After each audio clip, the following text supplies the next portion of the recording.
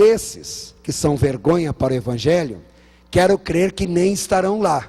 Agora, o Senhor vai levar em consideração todo o nosso testemunho, o modo como nós falamos, o modo como nós testemunhamos, o modo como nós vivemos, o modo como nós contribuímos em dinheiro, o modo como nós oramos.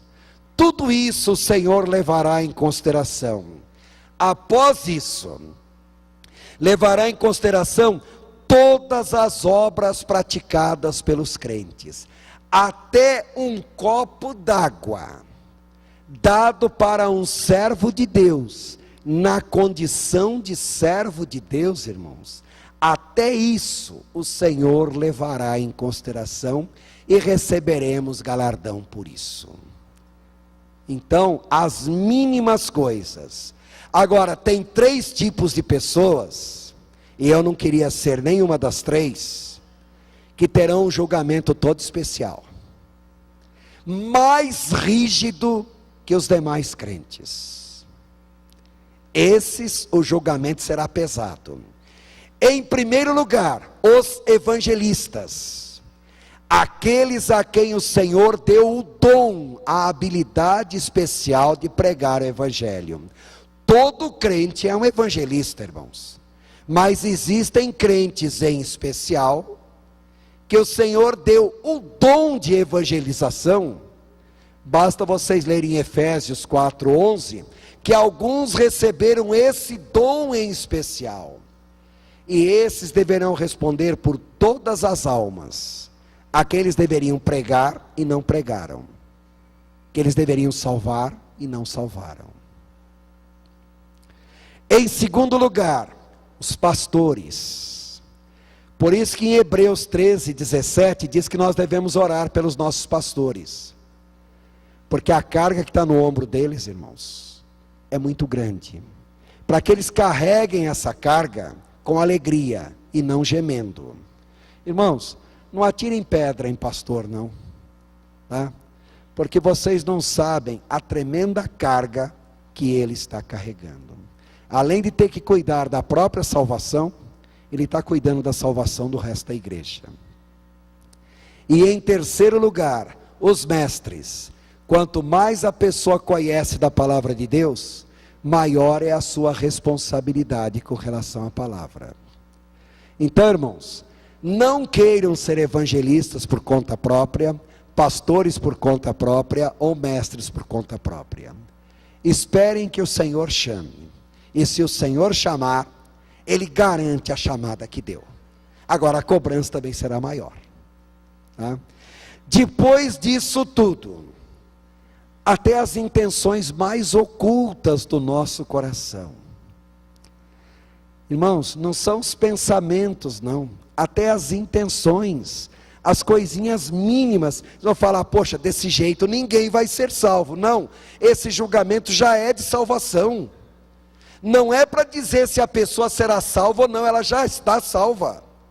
Esse julgamento é para receber galardão. Agora, uma outra coisa, irmãos, quem está em Cristo, nova criatura é. As coisas velhas já passaram, eis que tudo se fez novo. Então, eu antes de me converter, eu fui um bandido. Irmãos, o que nós fomos antes da conversão, tudo isso aí o Senhor já esqueceu.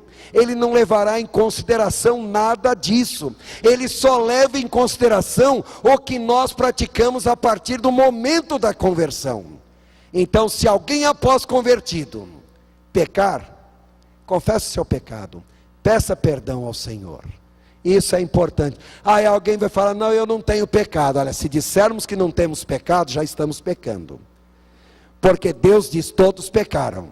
Então, irmãos, e a Bíblia diz, tá, que aquele que confessa e deixa, alcança misericórdia. Bom, deixa eu correr porque o meu tempo. Em Apocalipse 22, o Senhor diz, eis que cedo venho, e o meu galardão está comigo para dar a cada um segundo as suas obras. Este julgamento já é um julgamento de salvos, é apenas um julgamento para determinar galardões, prêmios, recompensas. Então os galardões serão dados segundo as obras de cada um. Esses galardões serão representados através de coroas. A Bíblia menciona pelo menos 4 tipos de coroas diferentes. Primeiro, coroa de justiça. Será dado para quem? Somente para aqueles que esperam a vinda de Jesus. Uma pausa. Só será salvo quem espera a vinda de Jesus. E a coroa de justiça será dada para todos que esperam a vinda de Jesus. Trocando isso em outras palavras, chegou lá, pelo menos a coroa de justiça você já tem garantido. No mínimo essa, tá, irmãos? Pelo menos essa, tá? Se chegou lá, a coroa de justiça eu já tenho. Em segundo lugar, coroa de alegria, destinada a todos aqueles que já ganharam uma alma para Jesus. Irmãos, não basta a coroa de justiça, coroa de alegria. Então quanto mais alma vocês ganharem, maior será a coroa. Amém? Em terceiro lugar, coroa de honra e glória, destinada a pastores, líderes. Lembre-se de uma coisa: líder não é pastor de igreja. Pastor de igreja também é líder, mas ele não é o único líder. Vocês já pararam para pensar a importância que vocês têm na vida de alguém, espiritualmente? De repente, até sem sentir, vocês são líderes espirituais. Um líder de pequeno grupo, é ou não é um líder?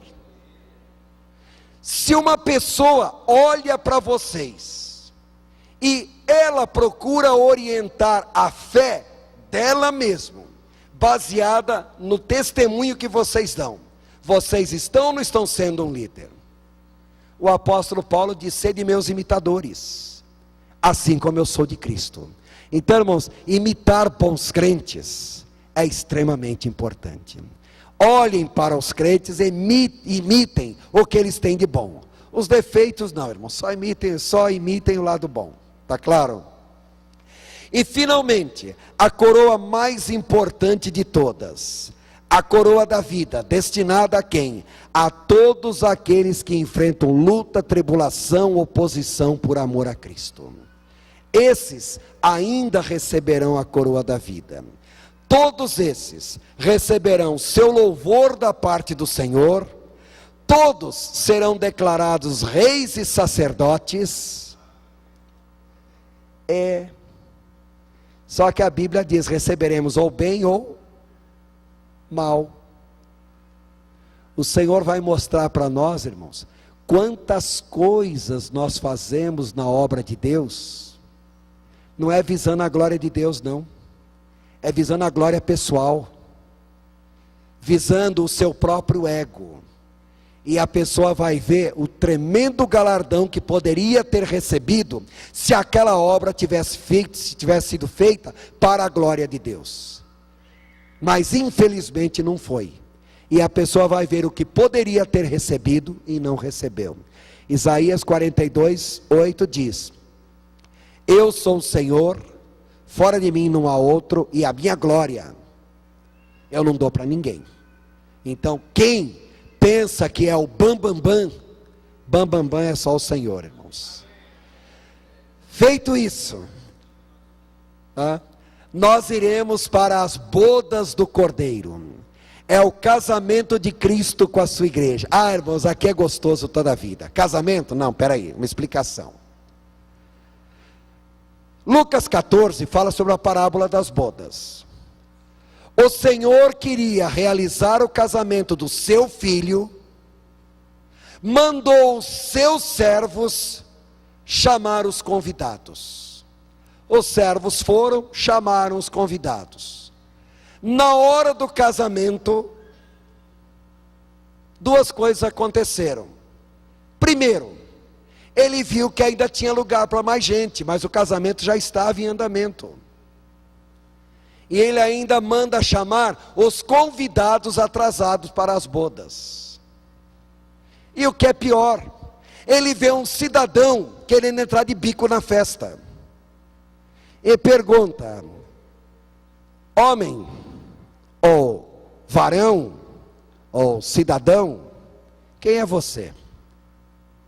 O que você está fazendo aqui? E aquele cidadão é indigno da festa. E o Senhor chama os seus servos e manda que este cidadão seja lançado definitivamente para fora. Apocalipse capítulo 12, versículo 7 até o verso 10. Irmãos, quando for começar a festa lá no céu, nas bodas do Cordeiro, é nesta ocasião que Satanás será lançado definitivamente do céu à terra. Amém, irmãos? Bodas é casamento. É o casamento de Cristo com a sua igreja. Agora, atenção para 2 detalhes. Nesse casamento tem o noivo, que é Cristo. Tem a noiva, que é a igreja. Tem os convidados para as bodas. No casamento entre os judeus, irmãos, quando alguém recebe um convite de casamento, um detalhe. O casamento entre os judeus não é casamento que nem aqui no Brasil, não. Aqui no Brasil o pai da noiva banca tudo, né? Eu sei o que é isso, eu tenho 2 filhas que casaram, irmãos. Tá? Entre os judeus, quem banca tudo é o pai do noivo, não é o pai da noiva. Outra coisa, entre os judeus, o casamento é feito na porta da casa do pai do noivo. E quem realiza o casamento entre os judeus não é pastor, não é padre, não é rabino, é o pai do noivo que realiza o casamento. Aí, a noiva ela fica em casa, na hora da festa, quem foi convidado chega e entra. Depois que os convidados entram, o noivo sai, vai até a casa da noiva, a noiva já sabe que ele vem. Só um detalhe, entre os judeus, o casamento sempre é feito na quarta-feira, noite de lua cheia.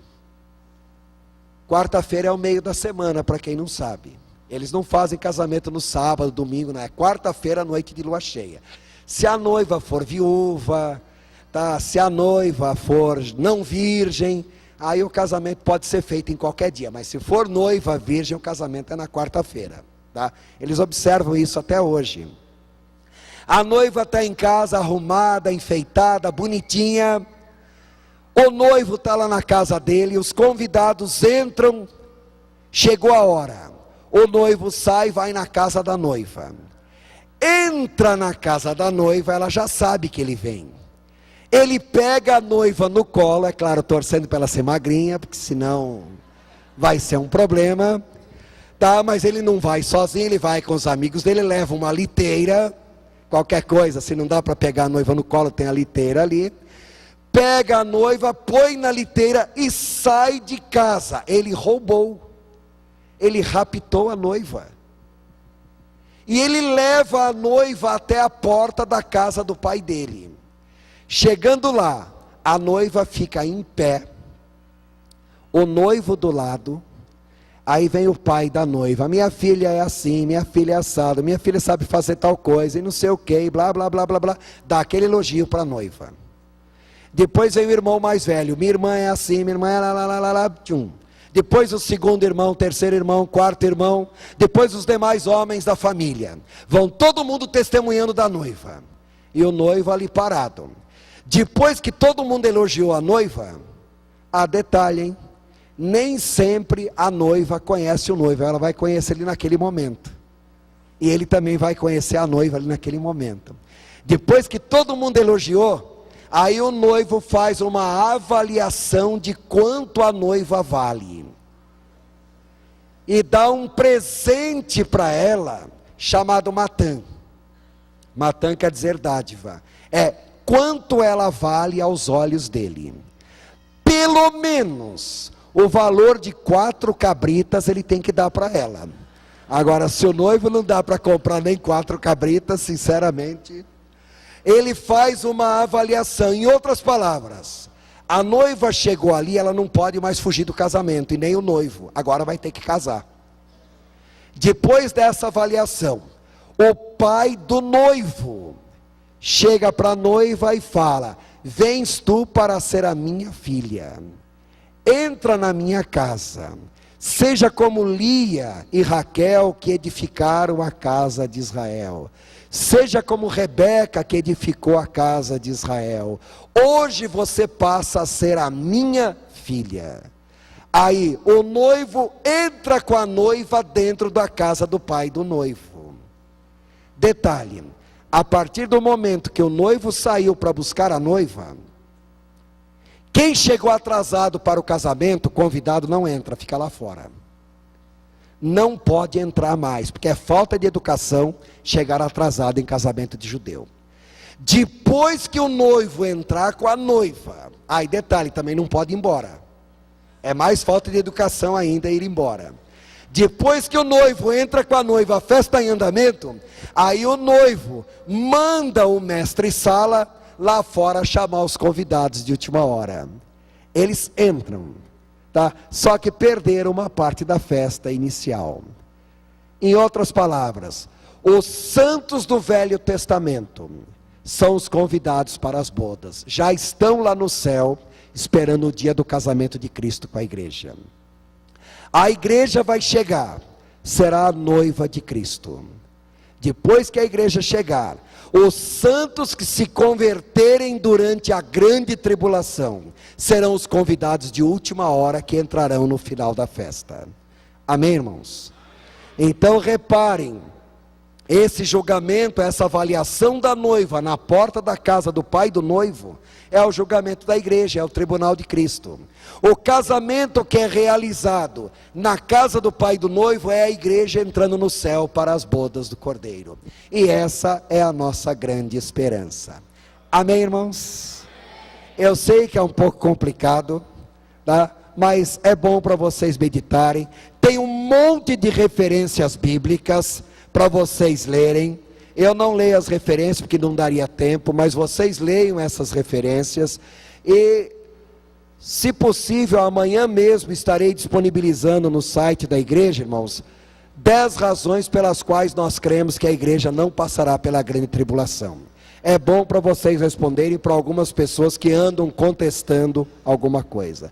No mais, que Deus abençoe a todos. Foi um prazer estar aqui com vocês. E se a igreja não for arrebatada...